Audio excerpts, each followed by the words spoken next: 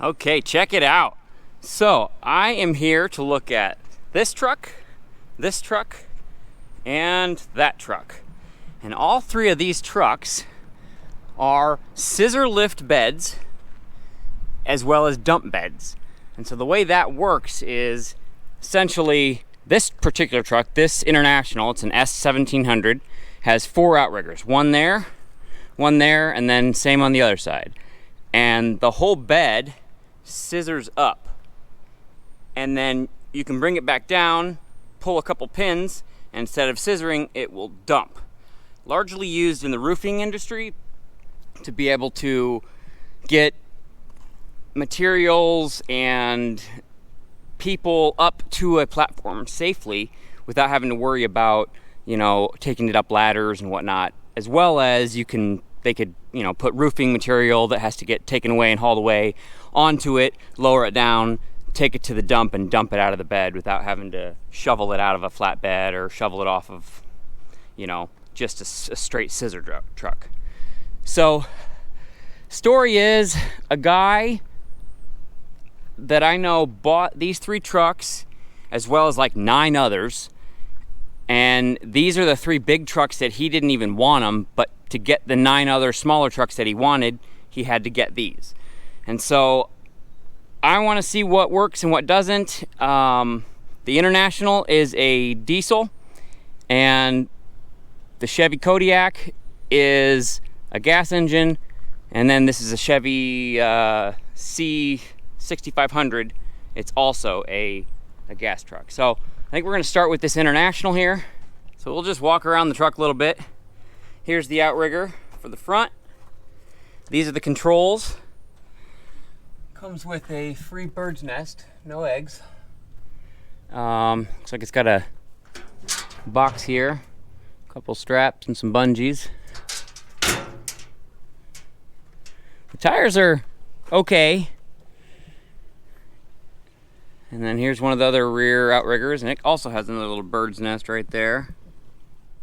And so as you can see, it's essentially a flatbed with stake pockets, and I believe these sides come out if I just wanted it to be a straight flatbed. I was hoping it would have a hitch back here. Actually, now that I look at it, it did. I'm betting right here. See, that was cut. See, is the other side the same? Yep, it's cut right there. I'll bet it did have a hitch plate right there. I don't see the electrical for it though. That wouldn't be too hard to add if I wanted to add a hitch and add the electrical. These are single axle rears, which obviously that's less of a payload capacity than a normal dump truck, but I mean, beggars can't be choosers here. That's the hydraulic reservoir. I'm guessing that's a hydraulic filter. That's our exhaust, which, where does it even come out? Oh, it does a little 90 out the side of the exhaust pipe. Big old monster rear. And it also looks like it's not air brakes. They look like they're disc brakes. That's actually kind of nice. And right there it looks like it has two cylinders for the lifting. 2 big old monster. I wonder, let's see, they're 3-stage. 1, 2, 3. Basically right here is 1, 2, and 3. 3-stage cylinders. And those look like beefy ones, so I'm excited about that. Those should be able to handle some weight. Here's the front outrigger over here. There's our hydraulic oil fill. It's just a plugged cap. And this is the diesel fuel tank.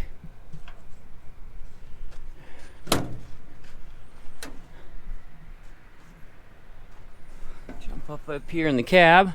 See here, we got a bench seat. Looks like it's stick. Okay, so it's probably a 5-speed. I'm not sure if this is a range extender or a progressive. I don't know. 2-speed axle. I don't know which one it has. I'll have to do some looking. But it's got none of the amenities. Oh man, no radio? Oh wait, here's radio. I wonder if that works. Gotta have a radio. So the odometer is showing 168,353. And my bet is that's probably real. I doubt that a truck like this rolled over. These trucks are very specific to what they do, and so it's not usually a situation where they're on the road getting millions of miles. So I'm fairly confident that it probably is 168,000 miles on the truck. So yeah, actually it doesn't smell too bad in here, so I'm kind of excited about that. Got manual windows. Oh yeah, perfect. Got lap belts for seat belts. Is this an antenna? I'm betting this is an antenna for like a CB or something.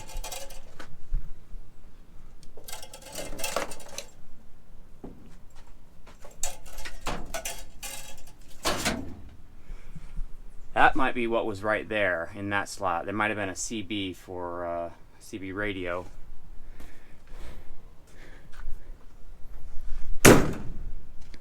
All right, let's pop the power barn and see what we got under it. I know it's a diesel. I don't know what kind of diesel. Let's see, what is this truck?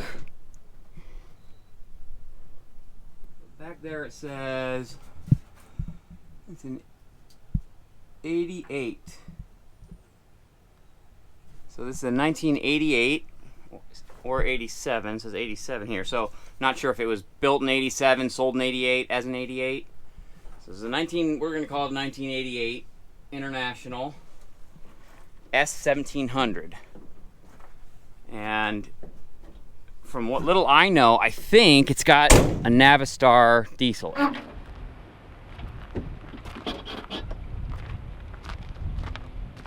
So that is a Navistar. Let's see if I can find the model. Navistar, it's either a DT360 or a DTA360. I'm not sure which one it is off the top of my head. Essentially, it's a 6-cylinder diesel. It is turbo. Let's see what we got for oil.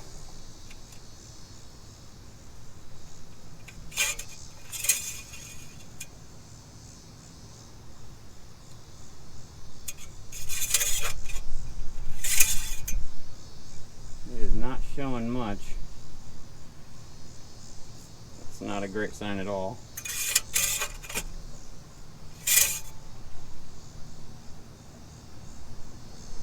And what it is showing looks milky. So I think there might be some water in the oil. That makes me believe that it's going to have oil in the coolant. I guess we'll check here in a second and find out.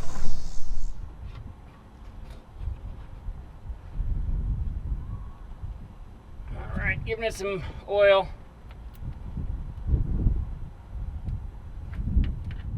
Before we do too much to it. Alright, I added some more oil. Alright, we are just below the full line. Full right here, and we're right there. So I'm going to leave it at that for now. And we'll check it if we get it running. I think it's going to run. So I guess we'll find out. Alright, so here's the coolant tank.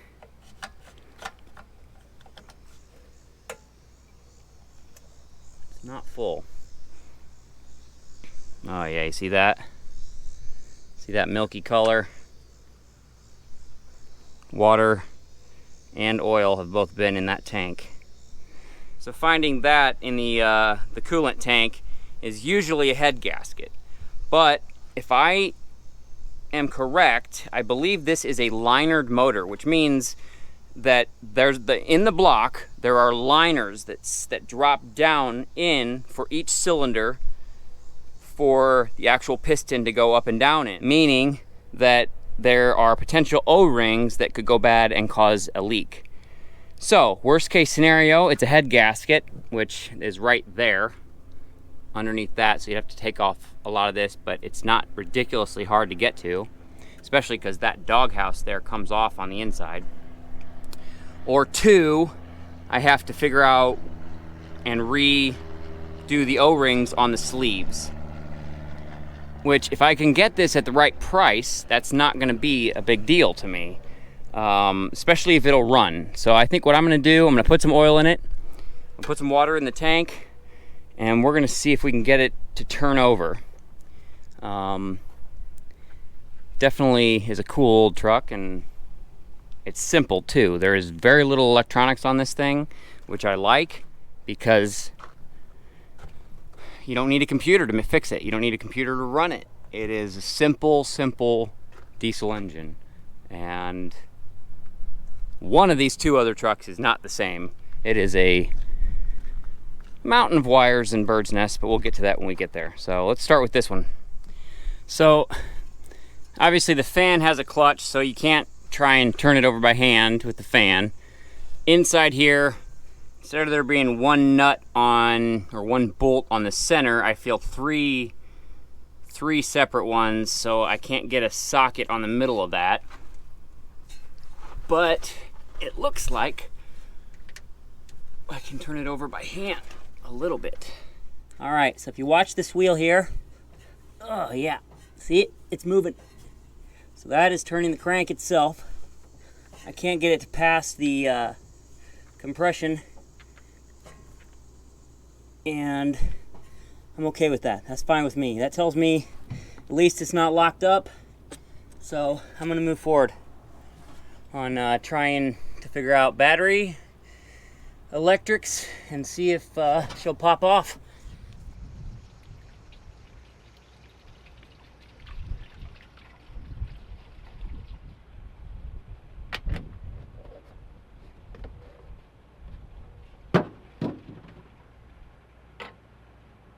Alright, well there's 2 gallons of water. We'll see what that does for us. Alright, here's the batteries. I don't know how good they are. I don't know how old they are. They're old CarQuest. They do have an old go handle. But I'm going to leave them in there. We're going to get the key and see if we get anything from the ignition. I was told the key would be right there.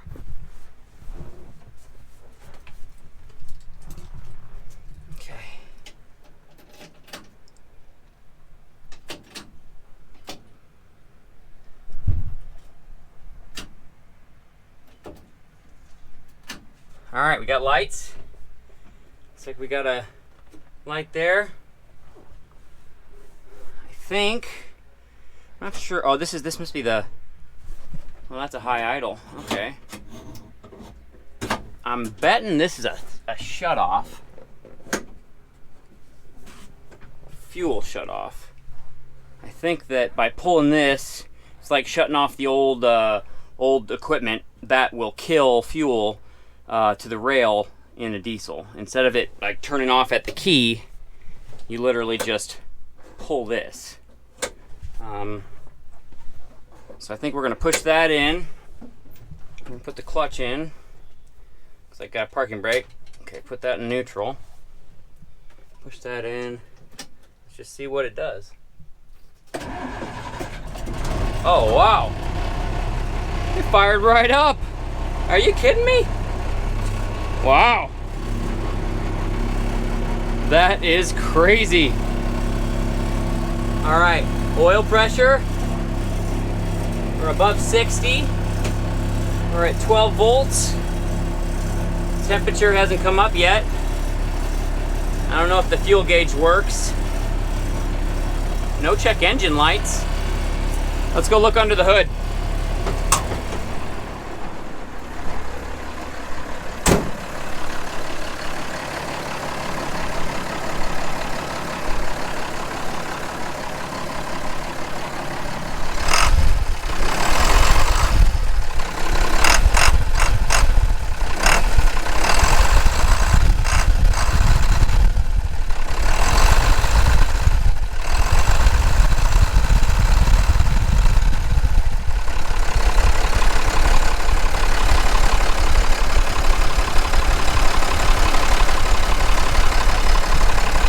this will probably kill it right here. Okay, so yeah, that lever that I thought would kill it is right there. And that is your fuel shutoff to the actual injector pump. So when it's all the way forward, it's open.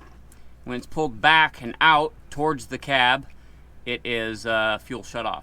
So if I pull this back here and we start it back up, it should work fine.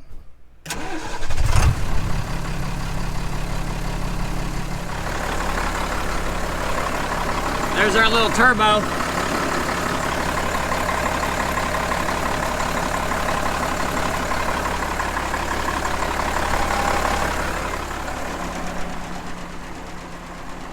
I didn't even check for fuel. Oh yeah, it's probably at least a half. Let's give it a try.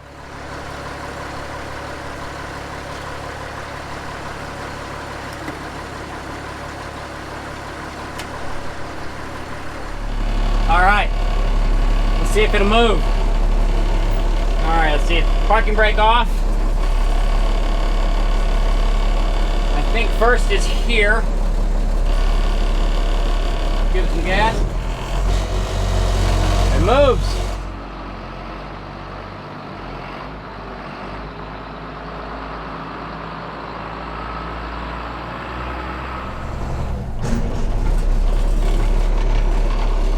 Let's try reverse, which is all the way forward.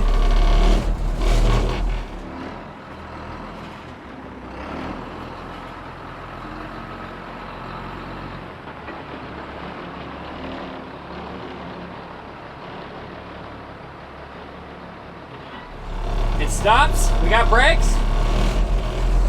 We got reverse first. Wow. All right, let's go out and test on the lift. All right, so brake, neutral, set that parking brake. This is high idle. We're gonna go 1500 RPM. There we go. Now we got the pump turning.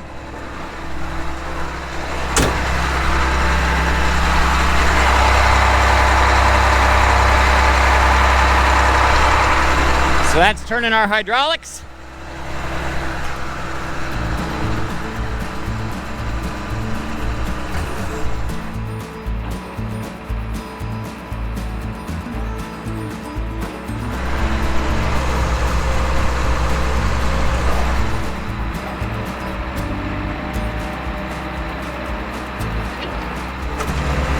All right, now the pin is in on that side and on the other side, so the whole bed should scissor up.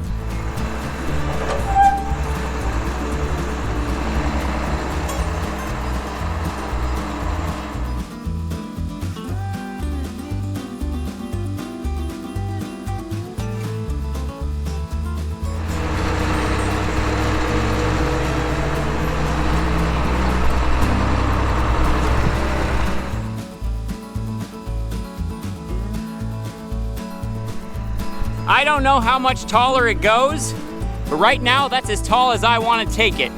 It might go another 6-8 inches. I think it basically probably goes 20 foot. And the hydraulics look like they're holding well.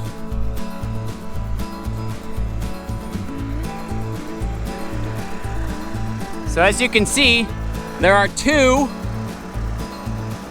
large triple mast cylinders that do the lifting. And those are monsters.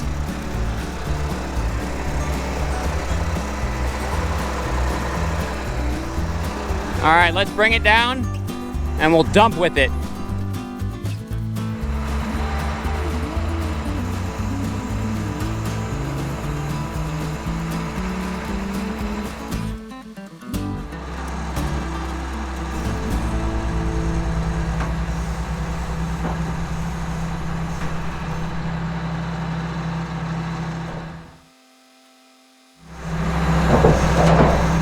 All right, to dump with it, you pull this pin, pull that out, and go to the other side and do the same.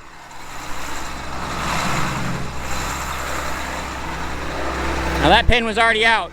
So normally you'd pull that pin, pull that, and then you can pull these all the way forward. These two are connected.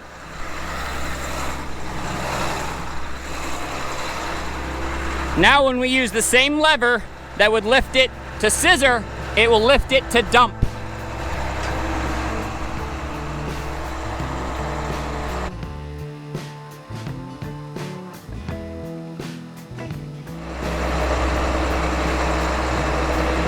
Gonna need some lube in a few places, but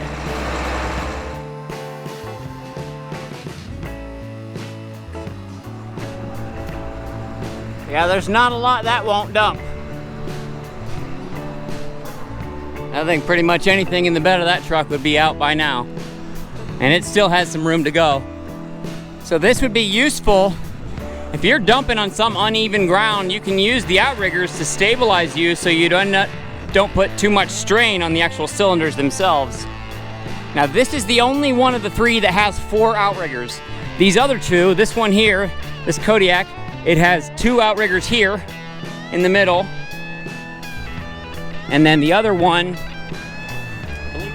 so yeah, the other one's the same. It's got 2 outriggers in the middle.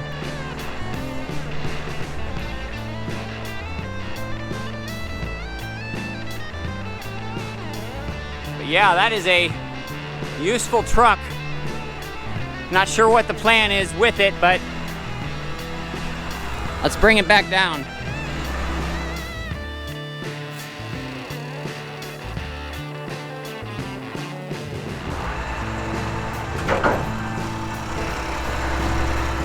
All right, now we pull this over and pin it. Same on the other side.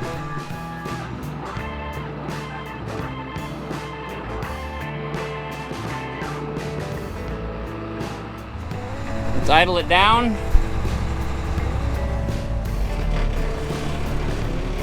Let's back it in and take a look at the fluids.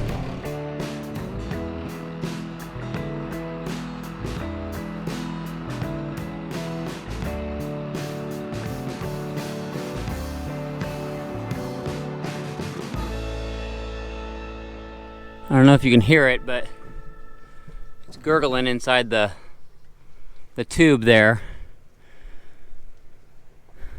I'm not quite sure if we're low.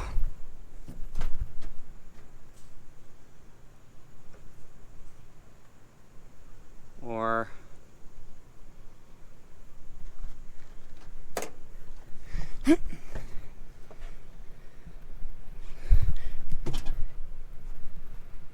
there's still fluid in there, but we add some more. Oh. All right, let's go for a drive. See, parking brake off. All right, that's first. Let's see how well she works.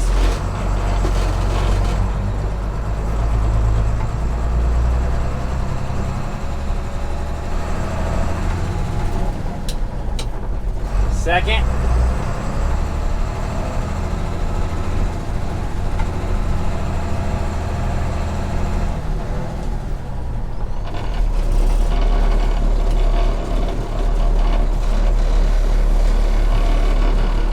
Back to first.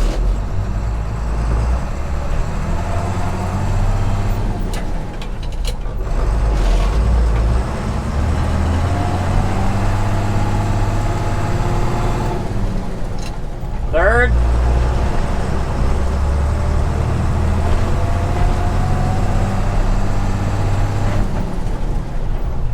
Fourth.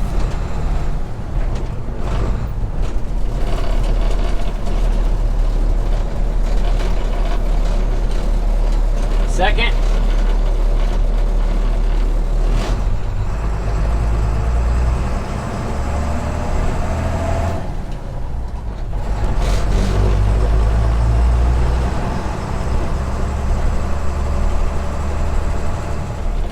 All right, it's already getting up past where I want it to on the on the temp gauge. We're gonna turn around. Oh, it's losing power too. Definitely. All right, as you can see, it's pegging out past in the 230 range. I'm not sure what's going on there. Let's find out. Holy crap, look at this. Look at all that. Holy mother, what is it coming out of?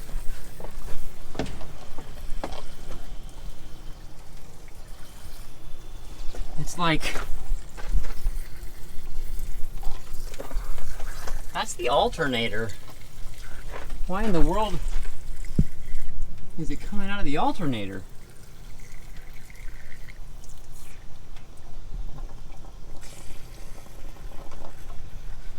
What the?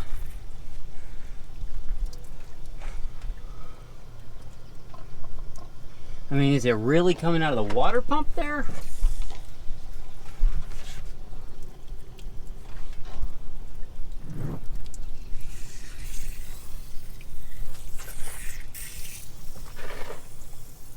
I do not understand.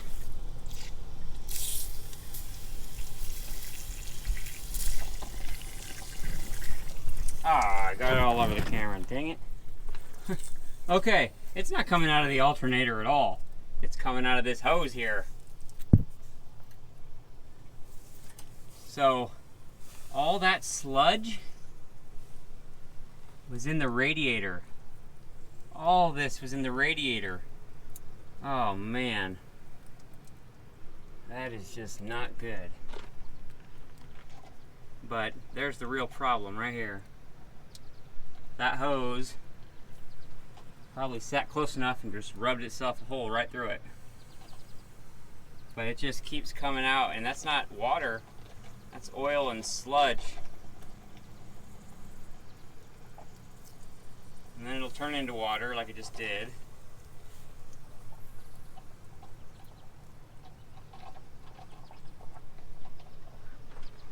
It's coming out of the overflow tank up there too. Well, as you can see, it blew out everywhere, all over this side of the motor, all over this air intake.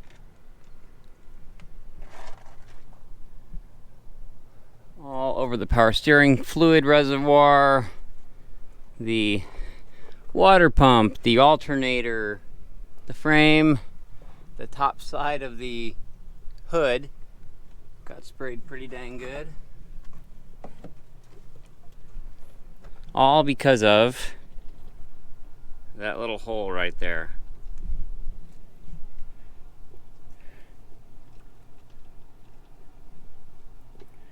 So I think the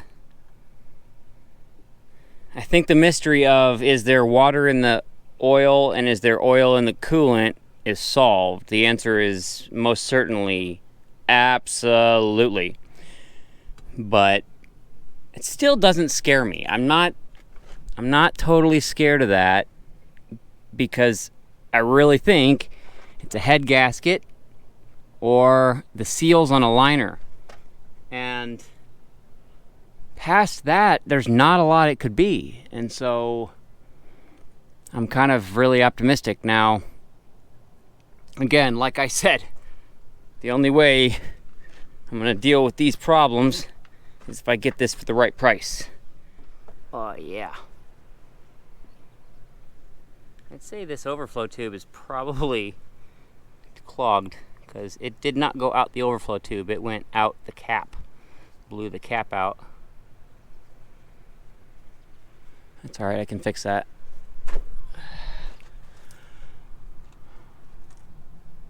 Does look like it's got a Bosch injector pump. Let's take this hose out so we can at least replace it. We got a new hose.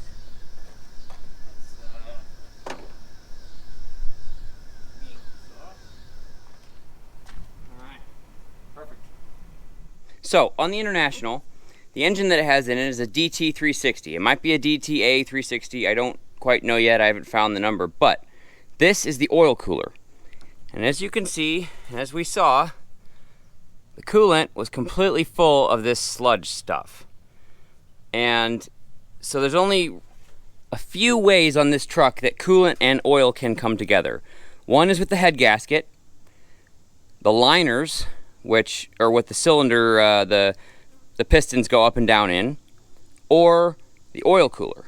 This motor doesn't have a transcooler. It doesn't have a compressor. So right here is where the cooler actually bolts up onto the motor. And so oil will run in through this passage and out through this one, or vice versa. I don't know which one is a supply, which one's a turn. It doesn't really matter. And so they've got these two gaskets here, which don't look terrible. Try and get that one off without ruining it.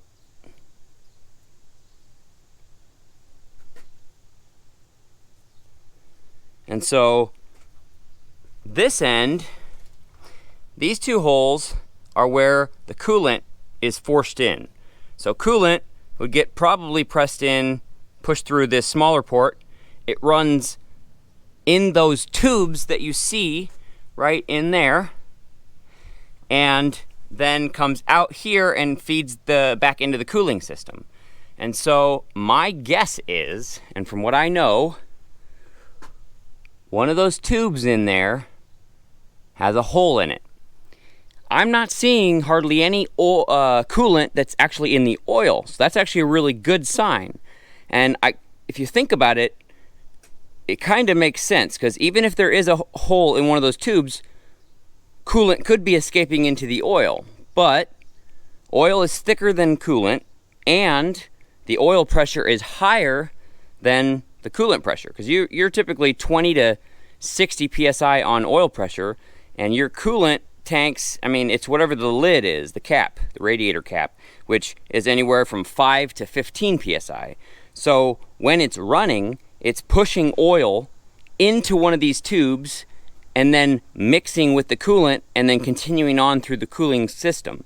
So what we're going to do here, we're going to put some air pressure to one of these ports or both, and then we're going to try and see if we can see the sludge come out in this cavity here, either one of them, because right now they're clean. And even on the engine block, I'll show it to you later, but there is absolutely no sludge in the engine block. So if there was a problem, this is one of the better ones. It's not replacing the head gaskets. It's literally, this is not a cheap part if I have to end up replacing it, but it's a quick replace.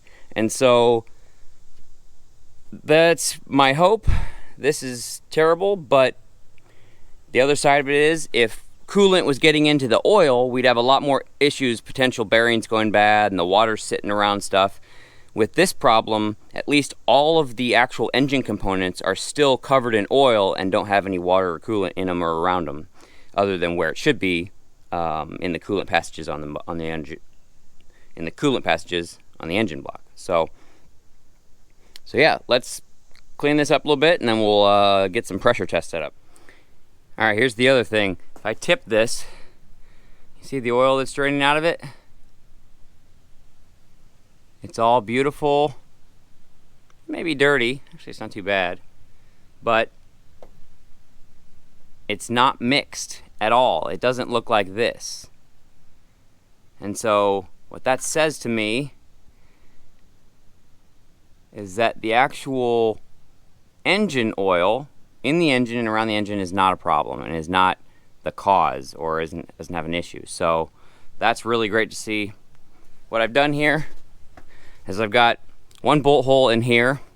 We're going to pressure this port here, and then you can see in there those honeycomb looking holes are the actual tubes that coolant will run through. So I've got just a piece of flat metal with some gasket paper, a couple bolt holes, and some washers, and I'm just going to block that plate off like that, so that we only have one inlet for pressure to go in to try and pressurize this to see if we can get some of that sludge to come into the oil in one of these ports somewhere. because the goal is, if we can do that, if we can pressurize it backwards and we get oil in here, then we know we have an issue.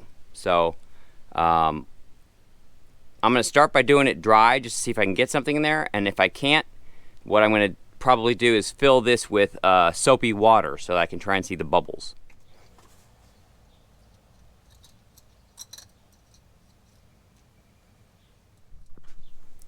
Alright, so I'm draining all the excess oil out of it so I can truly know if anything does blow through. Alright, got an air gun and a little rubber washer thing. Let's see what happens.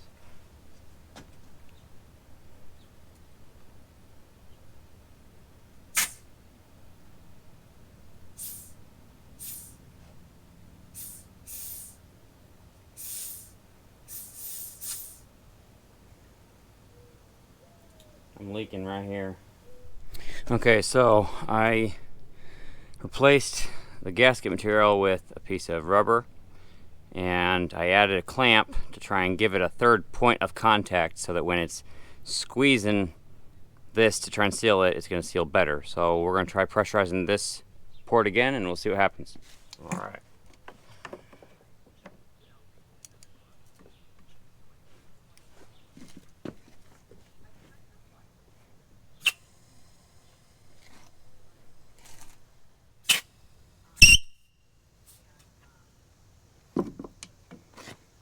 I can hear air coming out of this far end, but I can't see any leaking yet. Alright, got soapy water filled up all the way through it. And remember, bubbles are bad. So if we see bubbles coming out of here, or we see bubbles coming out of here, when I pressurize this end, that means that this oil cooler leaks internally. And there's no way other than to cut it open and try and fix it that way. There's really no way to do it. So I'm actually hoping for bubbles.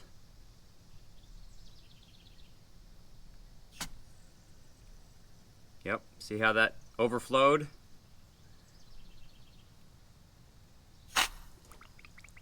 There's bubbles. Bubbles here, bubbles here.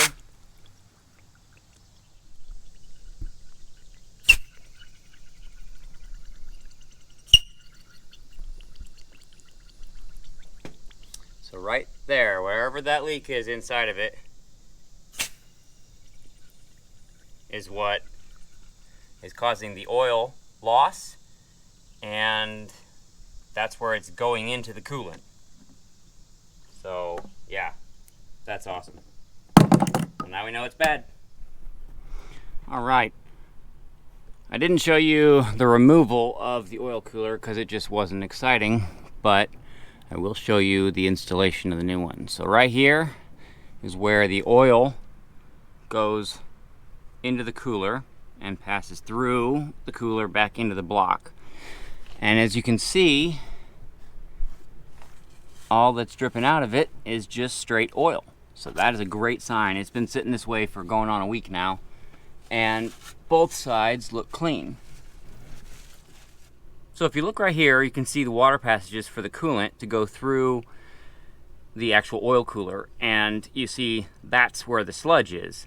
And so I'm going to pull these little chunks out. There's 2 O-rings on each, and then after we get it all put back together, we're going to need to do some massive flushing on this thing to get it all cleaned and ready to be used. But so far, this is a great sign that even in the days, the only sludge is coming out of the cooling system, and so I'm happy to see that.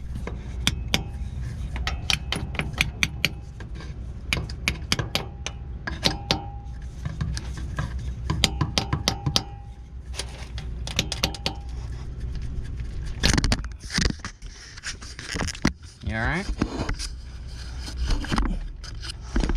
Got it, didn't I? So there's one of them. That's the little nipple I'm trying to get out. So it's got an O-ring right here, another one right here.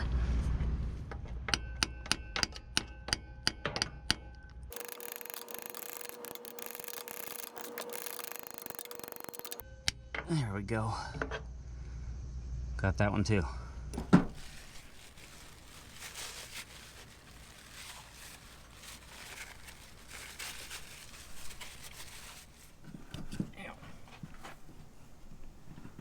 I don't have a little pick with me. So this little flathead's gonna have to do it. Maybe.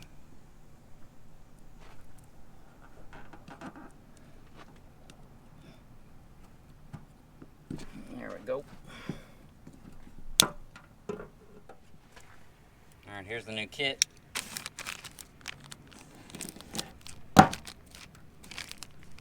The O-rings and seals.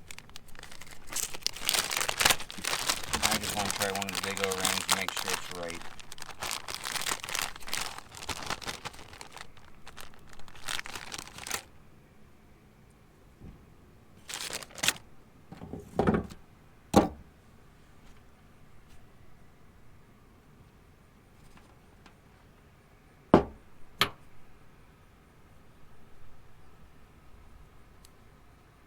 Looks good to me.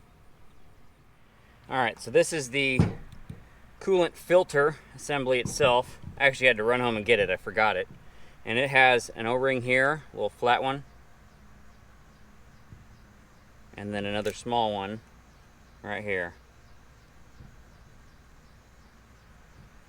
So that technically bolts onto the end of the oil cooler itself, but it also is what these fit into. And that's the new O-rings we just added. Alright, here's our old oil cooler, the one we tested, and here's the brand new one. So this mounts directly to the end of the oil cooler here, and then that whole assembly mounts right up there. Alright, got the new seals in.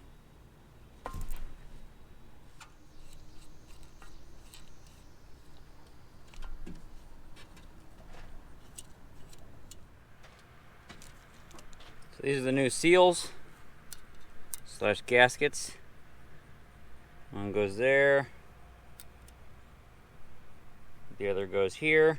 And I know I technically probably don't need RTV, but I'm going to go ahead and use a little bit of it just kind of on the metal area. I'm not going to put any on the actual rubber inner gasket area. I figure it'll squeeze out and kind of fill any other gaps, maybe make it a little bit better. Sure that plenty of people will tell me not to do this, but I don't see any harm in it.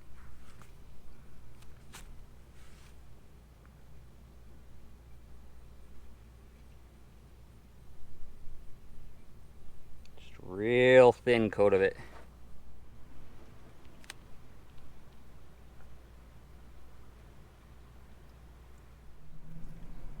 Alright, got a thin coat on the block. Got the new coolant passage tubes with the new O-rings installed. And this is where the power steering pump goes in.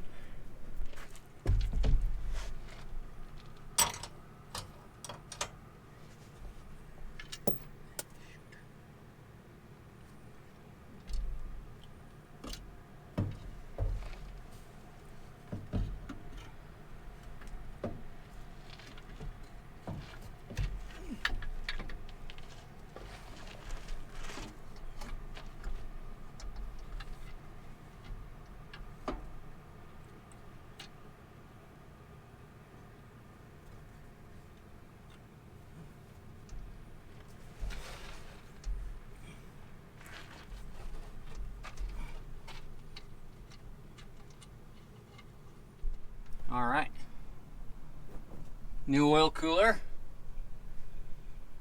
professionally installed. It'll be fine. Heck yeah, it will. All right, got the power steering pump in, and apparently the paint on this new oil cooler is so bad that if you hit it with any brake cleaner, it comes right off. So I hope that's not a sign of things to come, but oh well, I'll have to hit that with some spray paint later. But it's in, power steering pump's in, should be good to go to start filling up with water. And the plan is to flush the heck out of this thing, but for now the plan is to get it home. So I'm gonna see what it's gonna take to do that, as far as like if it'll stay cool. So we're gonna start by filling up the coolant with just straight water, and then we'll get it started and go from there. All right, here we go. Got a bunch of these coolant jugs that are just full of water. Plus an old Gatorade jug. Well, that doesn't seem like enough. Well, I guess we check the oil and then start it and burp it a bit. There it went. Now it's going down into the system.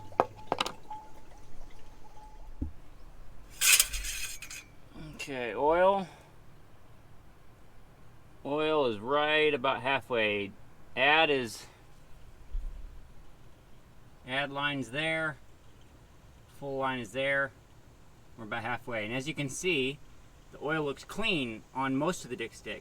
On the very bottom, it looks like there's a little bit of mixture of water and oil. So I think that the coolant was getting into the oil just a little bit. Not enough that it really made a big difference, but we'll find that out more when we get to the point where we change the oil. Let's see. Yep, about halfway. So let's fill that up.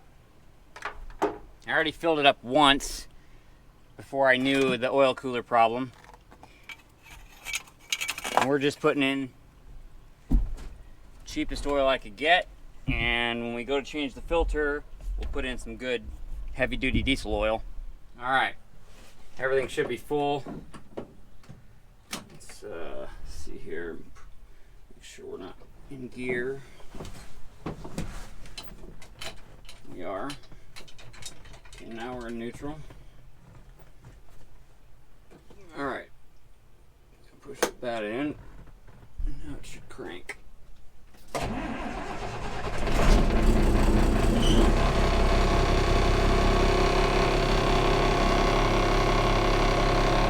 Oil pressure looks good.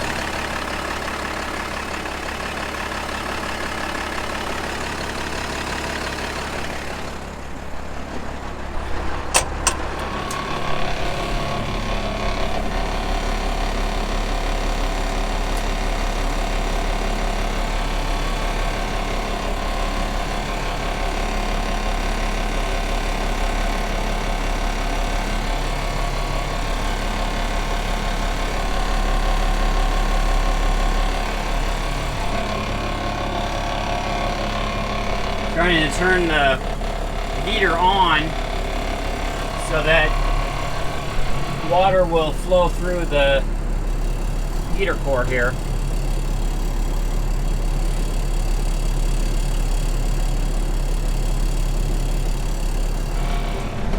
All right, we've been running it for a little while.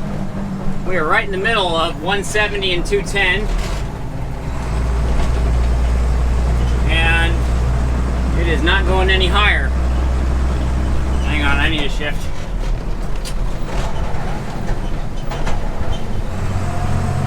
There we go.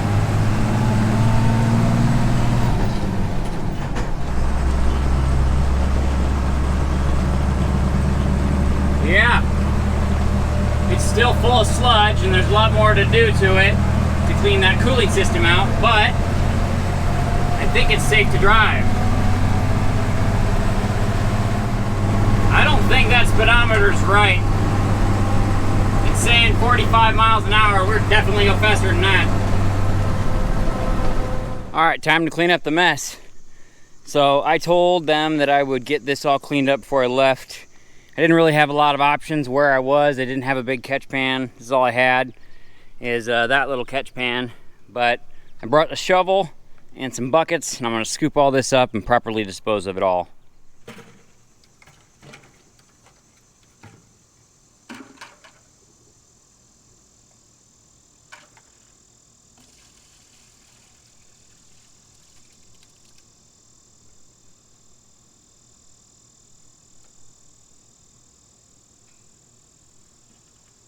Nasty.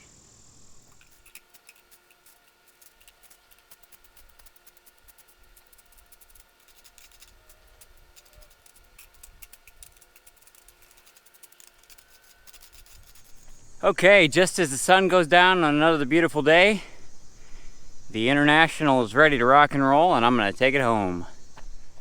Got our mess all cleaned up, and yeah, hopefully it doesn't overheat. Guess we'll find out. Let's rock and roll. Okay. This old girl fire right up. Yeah. All right. Here we go.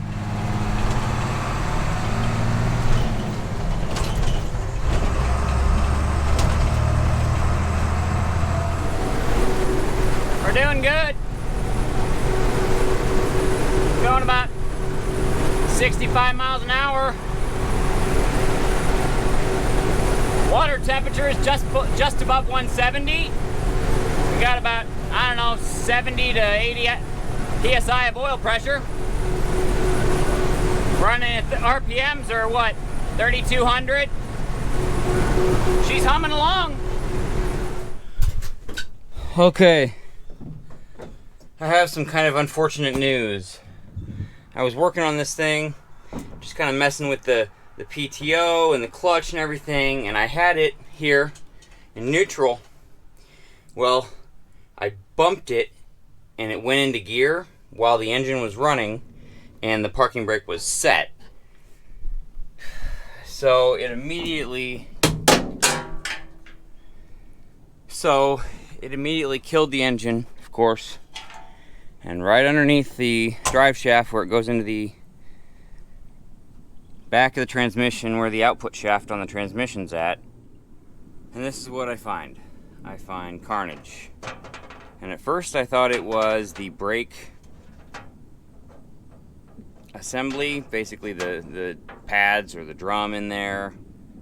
But those are threads.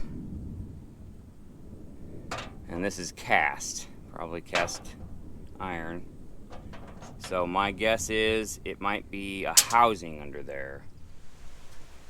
Well, it's starting to rain and it's lightning, and I don't really want to die today, so I'll come back to this problem.